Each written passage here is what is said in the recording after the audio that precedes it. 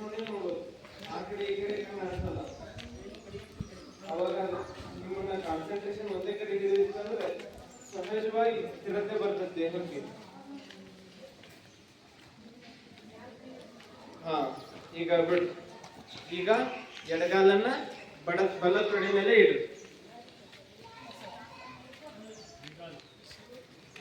ನೇರವಾಗಿ ಒಂದೇ ವಸ್ತು ನೋಡ್ತಿರ್ರಿ.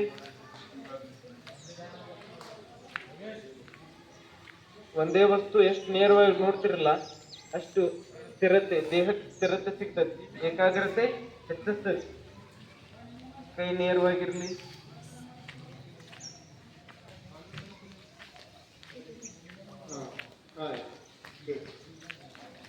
ಈಗ ಸುತ್ಕೊಳ್ರಿ. ಸುತ್ತ 5 ಕೊನೆಗೆ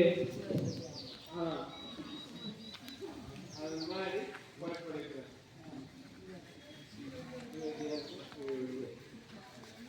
ಈಗ ಮೊದಲಿಗೆ ಕಬ್ಬಾಲು ಹಾಕಿ ಉಸಿರನ್ನ ಹೊರಗೆ ಹಾಕು.